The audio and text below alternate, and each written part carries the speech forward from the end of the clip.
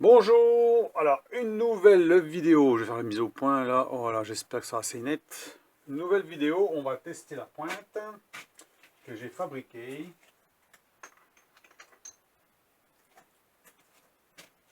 Voir si du stub ça résiste bien à la friction. Hein, si on est obligé de traiter la pointe ou pas. Donc on le laissera tourner un peu, puis on verra ce que ça donne. Donc on va installer la pointe là-dedans. Voilà.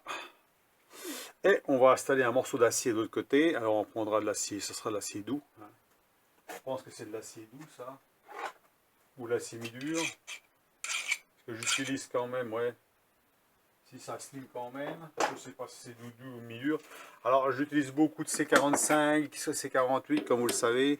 Parce que je trouve que c'est un acier qui est assez polyvalent pour faire des bricolages, surtout de l'usinage. Donc j'aime bien ce style d'acier, mais l'acier doux c'est bien aussi d'en avoir. Donc pour un bien il faudra avoir un peu de tout. Hein. Ça serait bien. Donc on ne va pas l'installer tout de suite. Hein. Il faut déjà faire un trou de centrage. Alors un trou de centrage, on a deux types, j'ai déjà expliqué. On a deux types de forêt à centrer. Alors, je vais les montrer quand même. On voit bien la différence.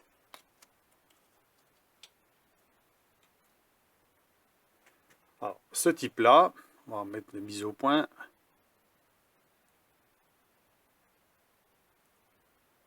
Alors, je ne sais pas si on y arrive facilement, hein. C'est pas facile. Hein.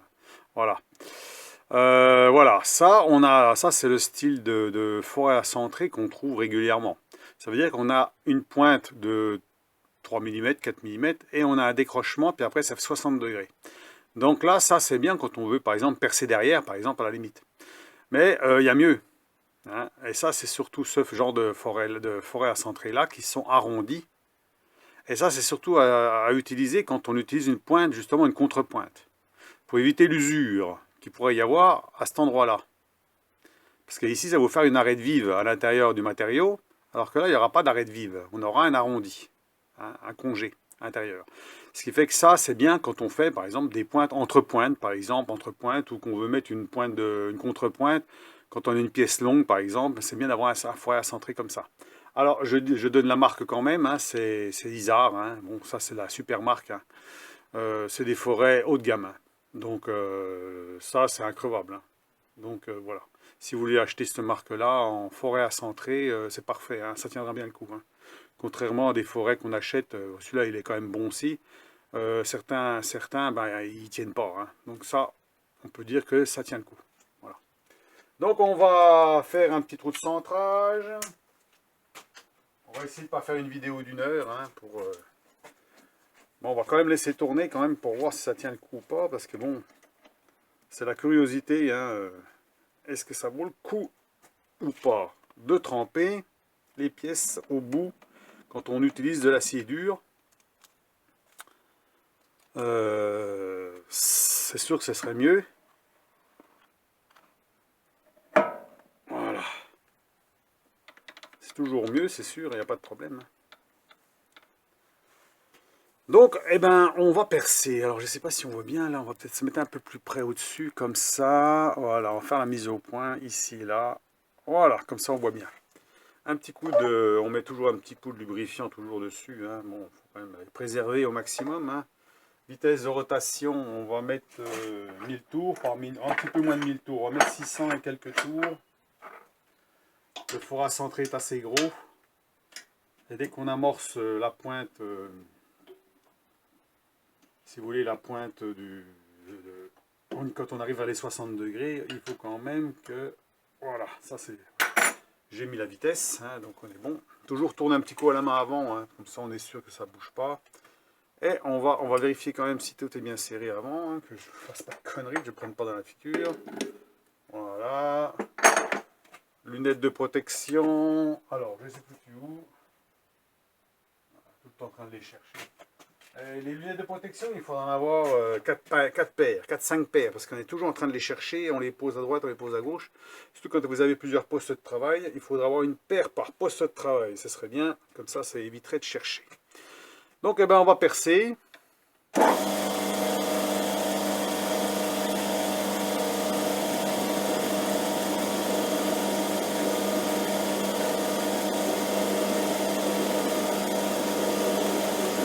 faire un coup de centrage suffisamment gros, hein. Je crois qu'ils sont trop petits. Hein.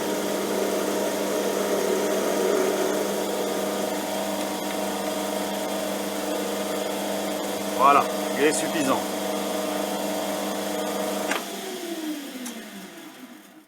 Donc là, le trou de centrage est fait. On va pouvoir enlever notre forêt à centrer.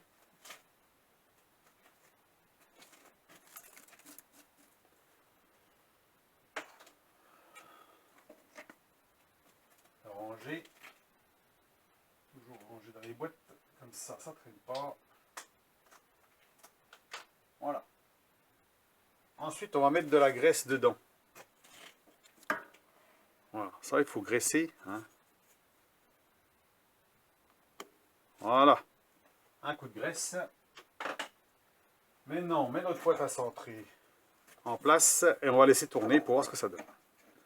Donc ça nous fera un bon test pour savoir hein, si vraiment ça vaut le coup. Alors, on va pas laisser tourner 2 heures non plus. Hein. C'est pas, le but, c'est pas de tourner 2 heures avec une pointe à centrer.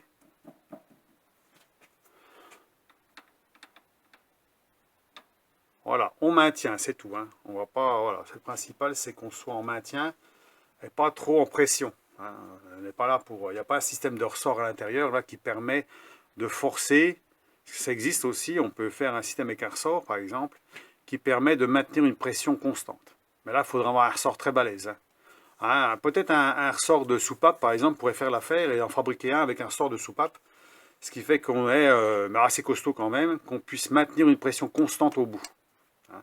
Ça, ce serait bien de faire un système comme ça. Donc pour ceux qui veulent s'amuser à faire des trucs, qui ont des pièces mécaniques et ils peuvent s'amuser à faire ça, c'est faisable. Hein. Donc il suffit de faire un système coulissant très précis, avec un épaulement, un autre épaulement, et puis un ressort au milieu, et puis comme ça vous maintenez une pression, et comme ça vous avez toujours la pression au bout, hein, ce qui permet quand même d'avoir un maintien, parce qu'avec les dilatations et tout, des fois, ben, on n'est plus en contact, hein, ou on force de trop, on est trop en appui. Et si on est trop en appui, ben, c'est pas forcément bon non plus. Donc ben, j'arrête de discuter, on va laisser tourner. Et bon, on va laisser tourner quand même un petit peu. Hein. On va quand même... voilà. Et on va regarder la température en même temps. Donc là, si on prend ceci, j'ai déjà... Alors donc ça c'est sûr que c'est pratique. Hein. 14 degrés. En bout là, 13-14 degrés. Hein. On va regarder maintenant avec celui que j'ai reçu là.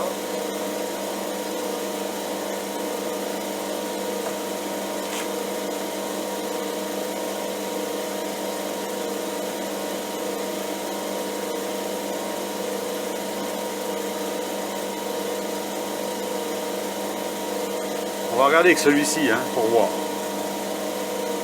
Je vais essayer de m'éloigner un peu parce qu'on est un peu près hein, quand même. On a une image thermique, donc on voit la chaleur là, et donc on peut regarder la température ici. On arrive déjà à des températures plus importantes. Hein. Au niveau là, on est à 23 degrés, ici on est à 60 degrés. Hein. On voit tout de suite la différence. 62 degrés hein, au centre. Hein. Plus loin, on est à 30 degrés. Le mandrin, lui, il est à 13 degrés. La température est au-dessus. Hein. Là, j'ai ciblé sur le milieu hein, pour être centré. Hein, parce qu'on peut changer comme on veut. Hein. On peut changer plus ou moins. On peut avoir le plus froid. Là, il y a le plus froid et le plus chaud en température. Hein. On arrive quand même à 126 degrés quand même, hein, en température maximum. Hein. Donc c'est pour ça qu'on ne peut pas trop laisser trop longtemps, parce que ça risque de chauffer vraiment fort. Hein. 130 degrés. Ça chauffe. Hein. Donc ça nous donne vraiment un ordre d'idée. On voit même le moteur chaud derrière au fond là-bas. Hein. Si je cible, on est à... Le moteur il chauffe. Hein. 15 degrés pour l'instant.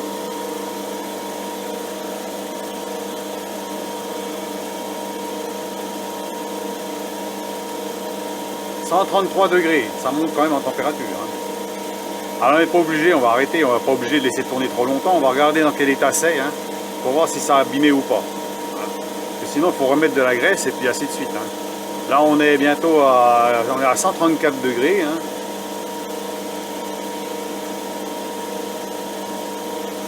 En maximum. Ça chauffe, hein. Voilà, on va arrêter. Donc bientôt on va pouvoir toucher la pièce, il n'y a pas de problème. Donc voilà un petit peu l'objet, hein. Donc je referai encore des vidéos sur ce truc-là, parce que là c'est autre chose, hein, ça n'a rien à voir, hein. Là on voit 50 degrés, si on prend l'autre,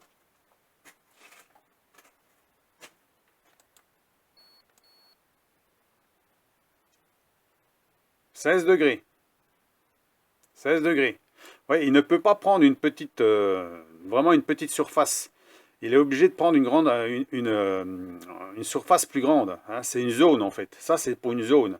Donc c'est bien quand on vise une zone, par exemple. Là, on sait qu'on a 13 degrés, hein, alors qu'avec ça, on vise un point ciblé, hein. On est dans un point ciblé. Dès qu'on met dessus, on voit tout de suite, on a 39 degrés, hein.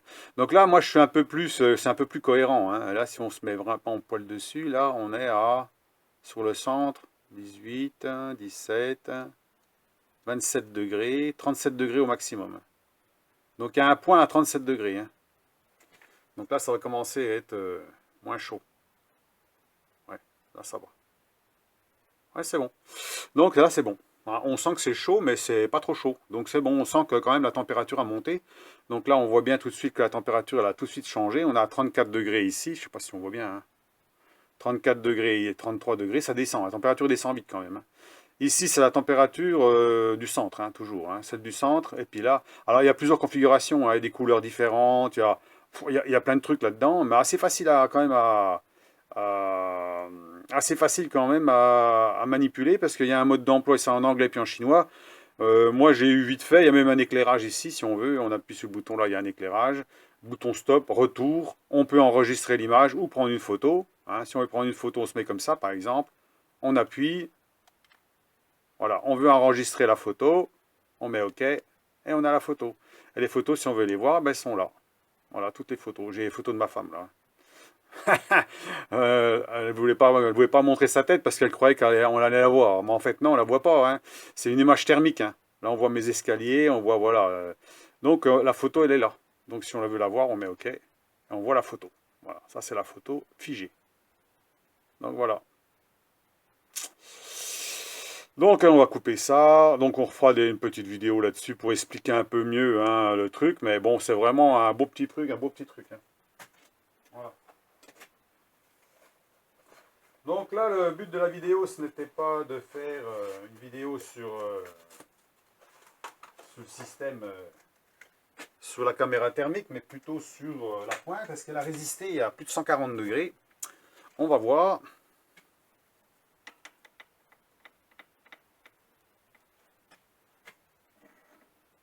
On sent que c'est déjà chaud, hein. C'est chaud déjà, la pointe est plus chaude, hein. Donc alors, comment on est là? On va essuyer un petit chiffon.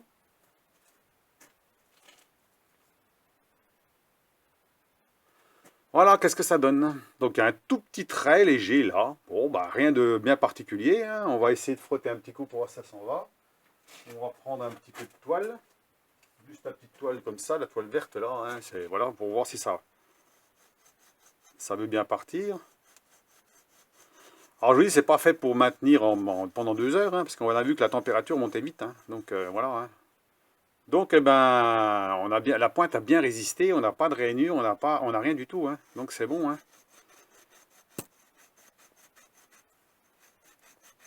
Voilà, on essuie bien comme il faut partout et on voit aucun trait.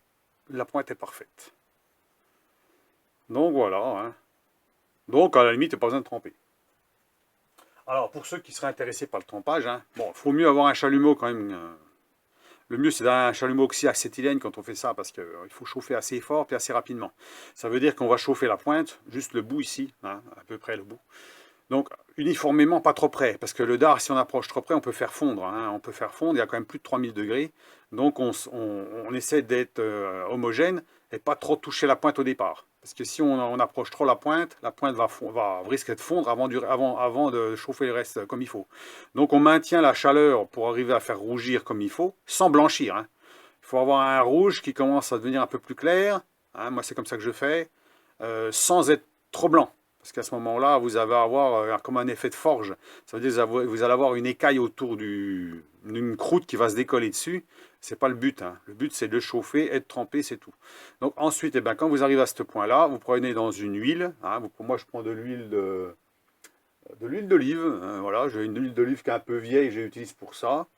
Vous le trempez dedans, vous remuez hein, jusqu'à quand que ça soit bien froid. Vous le trempez assez profond quand même. Hein. Vous n'êtes pas obligé de que faire la pointe. Vous pouvez faire un peu plus profond. Jusqu'à quand que ça se refroidisse bien. Bien. Et là, vous avez une pointe qui est durcie. Alors, il n'y a pas besoin de recuit là, parce que automatiquement, là, c'est un effort de friction. C'est pas un effort de traction ou de choc. La pointe va devenir peut-être très cassante, mais très dure. Là, il n'y a pas d'effort de casse ou quoi que ce soit. Si on a peur, à ce moment-là, qu'est-ce qu'on fait? On nettoie la pointe, on la refait briller, comme elle est là. Et on chauffe au chalumeau, gentiment, jusqu'à quand que ça commence à bleuir. Donc, en général, on a un bleu assez foncé. Assez foncé. Et on arrête tout de suite. Hein. Quand on commence à voir que ça bleuit, on arrête tout de suite. Et on laisse refroidir gentiment. Voilà. Alors, s'il fait froid, on peut le mettre dans de la laine de roche ou un truc comme ça, ou du sable, oui, on peut mettre ça là-dedans, pour éviter que ça se refroidisse trop vite. Il faut que ça se refroidisse tout doucement. Et à ce moment-là, vous allez avoir une pointe qui est un peu moins dure, hein, mais toujours plus dure qu'avant. Et là, ça suffit. Donc à ce moment-là, c'est comme ça, vous n'aurez pas une pointe qui est cassante. C'est comme ça que je fais aussi. Donc moi, je le fais à l'air libre, hein, mais bon, ici, en ce moment, il fait assez froid. Hein, quand on a des températures assez froides, vous avez justement un refroidissement trop rapide. Par exemple, vous avez bien vu que là, avec la pointe, le truc là, ça a refroidi très rapidement. Hein, parce que vous avez le mandrin qui est froid, tout est froid. Donc ça monte à la température, puis ça va commencer à s'étendre la température automatiquement. Hein. Et quand vous ressortez la pièce, elle va se refroidir suffisamment rapidement. Et ce n'est pas le but du jeu. Il faut la laisser refroidir tout doucement. Voilà, c'est ça un peu le recuit. Hein. Et après, vous pouvez tester avec une lime, savoir si c'est suffisamment ou pas. Alors c'est toujours embêtant de foutre un coup de lime là-dessus. Hein, parce que là, ce qu'on veut, c'est avoir une pointe quand même propre. Mais là, c'est du stube, comme de tout l'acier allié, ben, il résiste bien quand même. Hein. Alors, le mieux, c'est d'avoir une graisse qui résiste bien à la température. Vous avez vu que la graisse, là, eh ben, elle va chauffer, hein. Elle va monter à 130, 150 degrés. Donc, il faut quand même qu'elle résiste à une température suffisante. Alors, je ne sais pas combien la mienne résiste. J'ai regardé, on va regarder ça. C'est toujours intéressant de savoir. Hein. Et si on met une graisse qui ne résiste pas à la température, eh ben, on veut avoir des petits soucis. Eh ben, elle résiste jusqu'à 140 degrés. Ah ouais, c'est un peu limite. Voilà, c'est celle-là. C'est un peu limite, 140 degrés. Il faudrait une graisse qui résiste au moins à 250, 300 degrés. Hein. Je pense que ce serait mieux. Hein. Celle-là, elle n'est pas suffisamment bonne pour faire ce genre de choses. Alors j'en ai une autre. Alors, par contre, je ne sais pas si celle-ci c'est marqué ou pas. Ah si, c'est marqué. Alors il faut que j'essuie parce que j'ai de la merde dessus là.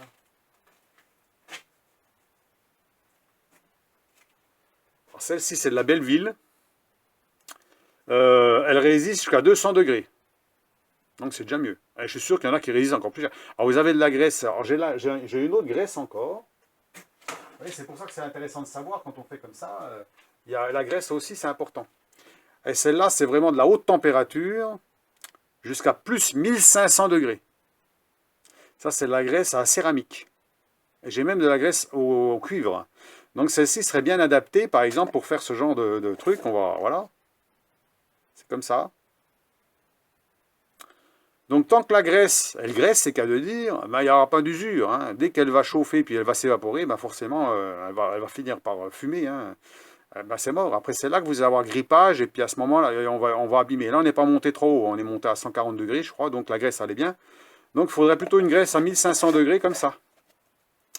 Donc 1500 degrés, on n'arrivera pas à 1500 degrés, on est d'accord. Hein. Là, c'est marqué où voilà. Moins 20 à plus 1500. Je ne sais pas si on arrive à voir, je vais essayer de faire la mise au point. Voilà, 1500 degrés, donc vous pouvez utiliser une graisse comme ça pour faire ce genre de choses quand vous utilisez une contrepointe sèche. Hein. Un peu de graisse comme ça. Alors on peut essayer pour voir ce que ça donne. On va essuyer. On va refaire l'essai.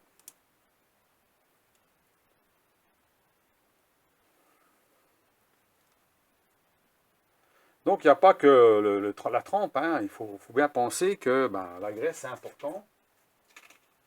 On est obligé de graisser, hein, sinon métal contre métal avec une friction importante, ben, on va forcément abîmer quelque chose. Hein. Donc en plus c'est une graisse qui est assez épaisse quand même. pas en mettre de trop non plus. Hein. On va peut-être en mettre sur la pointe. On va tester ça. Un petit coup sur la petite pointe là. Voilà.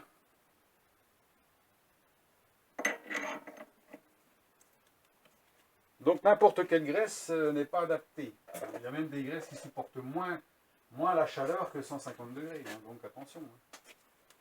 Donc tant qu'il y a de la graisse, tant qu'il y a une lubrification, c'est comme dans les moteurs, hein, dans les moteurs de voiture, ben, si ça, ou de voiture, ou de moto, n'importe quoi, moteur thermique, tant que c'est graissé, c'est lubrifié, il n'y a pas de problème. Voilà. On va laisser tourner ça. J'enlève le chiffon toujours du côté des courroies. Là. Parce que là, pour l'instant, je mets pas le carter. Hein. Le carter, je le mets que quand je fais, par exemple, souvent, quand ça fait des grands copeaux, que j'utilise une avance automatique parce qu'il y a des pignons qui sont engrainés. Donc les pignons, il ne faut pas qu'il y ait de copeaux qui rentrent dans les pignons, sinon vous risquez d'abîmer quelque chose. Par contre, dans la courroie, c'est moins embêtant. Hein. S'il y a un petit copeau qui rentre dans la courroie, c'est pas très grave. Mais par contre, dans les pignons, c'est plus embêtant. Donc là, à ce moment-là, je mets le carter de protection. Ah, ça évite de l'enlever, de le remettre, de l'enlever, de le remettre. C'est un peu chiant. Puis moi, j'utilise toujours la poulie pour justement tourner comme ça. Ça me permet de voir hein, si ça va ou pas. Hein. Donc là, je bloque tout. On va laisser tourner. On va remettre les lunettes de protection. C'est toujours bon à savoir. Hein. Il y a des petites choses comme ça. On ne fait pas attention, mais bon. Voilà. Je pense que c'est bon la mise au point. 22 minutes hein, déjà. Donc on ne va pas aller trop loin. On va juste vérifier si ça c'est bon. On va laisser tourner.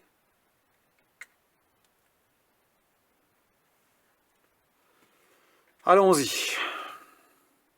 Bien serré. Oui, c'est bien serré.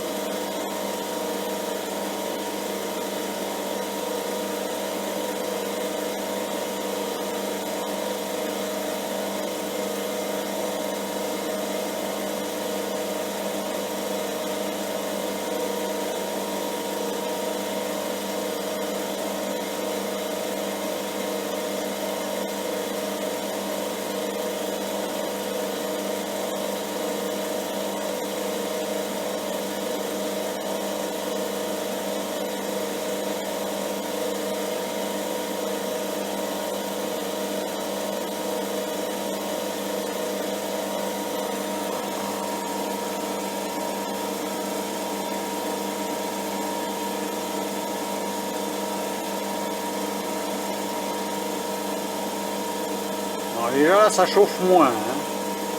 Donc on voit que la lubrification, ça fait quelque chose. Hein. On va laisser tourner comme ça, on va regarder au fur et à mesure. Mais c'est vrai que la différence va être importante parce que la graisse n'est pas la même. Donc avec le graissage, on voit tout de suite que là, le point de chauffe est moins important ici. Là, on voit mon doigt. Hein. Au milieu de la main, je suis à 30 degrés. Hein. Donc là, on est à 22 degrés. 23, 22, 23. Donc là, je suis en pression légère. Hein. Je force pas, hein, comme tu dis. Hein. C'est juste un guidage, hein, c'est tout. Hein. C'est pas la peine de forcer. Hein. Du moment qu'on a un appui, c'est le principal. Hein. Pour l'instant, 22 degrés. Hein. On verra si en résultat, si une histoire de température peut dégrader plus ou moins la pointe. Hein. Là, on est toujours à des températures assez basses. Hein.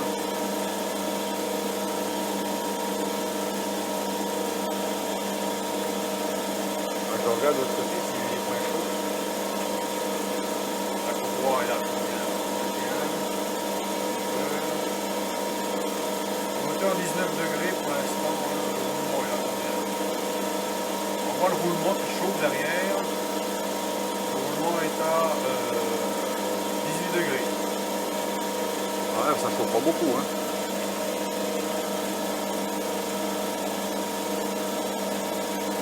« 21 degrés. Hein. 22 degrés pour l'instant. Hein. On regarde le bar graphe là sur le côté, là. On voit la température maxi, température mini. Hein. Je ne sais pas si on arrive à bien voir. Voilà, température maxi 22,4, température mini 12 degrés. Hein. Ça veut dire que la maison elle est à peu près ici à 9,6 degrés. Hein. Je suis à 9 degrés ici, hein, 9,4. Hein, donc ce sera un peu plus juste que le thermomètre. Hein. Donc là toujours pareil, 22 degrés, ça bouge pas, ça chauffe pas énormément. Hein. Là on va arrêter là, c'est pas la peine de le laisser trop longtemps, mais on voit tout de suite la différence par rapport à tout à l'heure. On pourrait laisser tourner encore 5 minutes. Hein. Je pense que la température ne monterait pas beaucoup. Hein. Donc on va arrêter. Voilà. On va couper l'appareil. Ça c'est bon. On peut voir quand même que là c'est quand même intéressant d'avoir ça. Des fois pour savoir certaines choses. Hein. Il n'y a pas que les ponts thermiques, les problèmes d'isolation, le chauffage, des imageries thermiques dans le terrain qui pourrait y avoir, des intrus ou quoi que ce soit, hein, qui pourrait, qu'on verrait, on repérerait tout de suite. Bon, allez, on défait. Là, on voit que la graisse, elle a noirci. Hein. Donc, on va voir si c'est une bonne lubrification ou pas, si c'était une bonne idée de mettre de la graisse comme ça. Hein. Est-ce qu'elle est bien lubrifiante? C'est ça aussi. Il n'y a pas que le fait qu'elle résiste à la température. Est-ce qu'elle est capable de bien lubrifier et d'empêcher l'usure?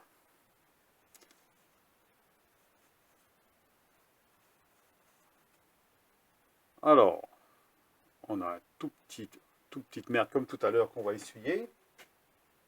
Un peu moins même. Hein, on voit tout de suite, là si on monte, je montre, hein, on va essayer de mettre la... Voilà. Voilà, on a... C'est pas creusé, hein. Donc c'est bon. Hein. Tant que c'est pas creusé, un petit coup comme ça pour nettoyer. C'est sûr qu'on a toujours un peu de trucs qui se collent. Hein. Il y a le métal quand même, de l'autre côté c'est le métal plus tendre, hein, forcément.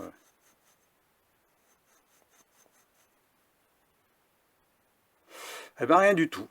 Absolument rien. Il n'y a pas de gorge, rien du tout, c'est propre. Si on nettoie bien comme il faut, ça permet comme ça, voilà. Donc eh ben, c'est bon. Hein. Donc la graisse fait son boulot. Vous avez vu la différence de qualité de graisse fait beaucoup de choses. Hein, une graisse classique à 150 degrés, vous avez vu que ça monte très très vite en température. Alors qu'avec une graisse en base de céramique, eh ben c'est pas la même. Là c'est froid. C'est froid. C'est pas chaud. Donc la lubrification, ben voilà, ça fait tout la lubrification, hein, donc c'est bien. Donc voilà, ça fera une petite vidéo sur la résistance.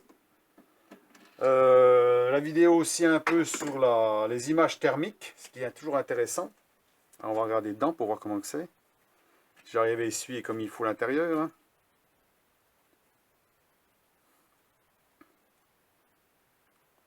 Normalement, ça ne doit pas être usé, ou très très faiblement usé. Hein. Voilà, c'est propre, hein, impeccable. Hein. À l'intérieur, on voit rien de spécial. À chaque fois, c'est le merdier, ça, pour faire... J'arrive pas à faire des mises au point parfaites avec ça. J'ai beau cliquer sur la petite... mais c'est trop petit. Donc, on voit, ben, il n'y a pas d'usure, forcément. On est dans un cône arrondi. Donc, automatiquement, on n'a pas d'usure comme si c'était avec un forêt classique, un forêt accentré classique. Donc, voilà. Donc, pas de souci. Voilà, donc je remontre la graisse hein, qui est idéale pour ce genre de travail à chaud. Hein. Donc une graisse céramique, graisse à céramique. Hein. J'ai acheté ça sur Amazon, hein. Ça, on trouve ça sur Amazon comme l'autre. Hein. J'achète pratiquement tout sur Amazon quand genre de truc, parce que justement c'est pas cher. Hein. On trouve dans les magasins aussi, on peut en trouver. Là c'est de la Facom, mais elle résiste à 150 degrés. Donc elle est très bonne, mais sur des trucs qui ne chauffent pas fort. Hein. Dès que vous voulez des températures importantes, ben, il faut prendre une graisse céramique ou graisse cuivrée. Ça marche. Mais je ne sais pas si la graisse cuivrée est meilleure que la graisse céramique, je ne sais pas. Je n'ai pas regardé sur le truc, mais la graisse, c'est plutôt, on va dire plutôt une pâte de montage. Hein. Moi, j'appelle ça plutôt une pâte de montage. Ça veut dire que vous avez une graisse qui ne lubrifie pas bien. C'est pas fait pour être un lubrifiant, mais c'est plutôt fait pour éviter que ça grippe. Voilà, hein, pour éviter le grippage, on va dire. Hein. Donc le grippage, c'est bien une graisse cuivrée. Par exemple, vous avez des mâchoires à l'arrière d'une voiture, des mâchoires de tambour. Ben, il y a une portée. La portée de ces mâchoires, elle glisse à peine sur la flasque qui est derrière en métal. Il y a des petits plots. Hein, les petits plots, souvent, ils sont graissés avec de la graisse céramique, justement. Mais c'est de la graisse céramique, c'est plutôt de la pâte de montage. Ça veut dire que c'est très épais et ça colle. Hein, c'est pour pas que ça dégouline partout puis que ça aille dans les freins. Donc là, la graisse cuivrée, ça serait bien pour ça parce que c'est assez épais et on peut remplacer cette graisse-là s'il n'y en a plus, par exemple, par une graisse au cuivre. Parce que la graisse au cuivre va résister au moins à 1200 degrés. Déjà, la température ne va pas couler et elle va servir quand même pour être suffisant pour pouvoir avoir un glissement entre métal et métal, ça veut dire entre deux matières exactement métalliques, hein, où il y a un couinement, un grippage ou quelque chose comme ça. Si vous mettez ce genre de graisse-là, eh ben, vous n'avez plus ce problème. Voilà. Mais la graisse céramique, elle est bien adaptée pour ça. Vous avez vu tout de suite, la température change tout de suite. Hein. Ça n'a plus rien à voir, il n'y a plus d'échauffement. Enfin, il y a un échauffement, mais modéré. Donc c'est pour ça que j'ai acheté ce graisse-là. C'est surtout pour ce qui est chaud. Hein. Tout ce qu'on demande, voilà, tout ce qui est où il faut de la température. Où il y a de la température, où ça chauffe de trop. Vous avez un fourneau ou quoi que ce soit, des charnières de porc de fourneau, ou, ah ben, vous pouvez mettre de la graisse comme ça marche très bien. Donc voilà. Hein, mais bien sûr, à un moment donné, comme toutes les graisses, au bout d'un certain temps, eh ben, faut nettoyer, puis il faut en mettre un peu. Voilà, parce que sinon, ben, à force, ben, avec les mouvements et tout, on finit par plus en avoir, ou plus assez. Et ben, ça finit par ne plus être suffisant pour entretenir une lubrification. Donc on en remet un petit coup. On nettoie, on met un petit coup, puis ça recommence. Alors sous des portes de fourneau, il faut longtemps. Hein. Moi je sais que j'ai fait la mienne, ça fait déjà un petit moment, ça bouge pas. Donc voilà, et pourtant ça chauffe assez fort. Hein. Donc il n'y a pas de souci. Donc je vais vous laisser sur cette vidéo, un peu plus courte que d'habitude. Et puis là on peut voir que ma pointe, ma contrepointe a bien résisté. Hein.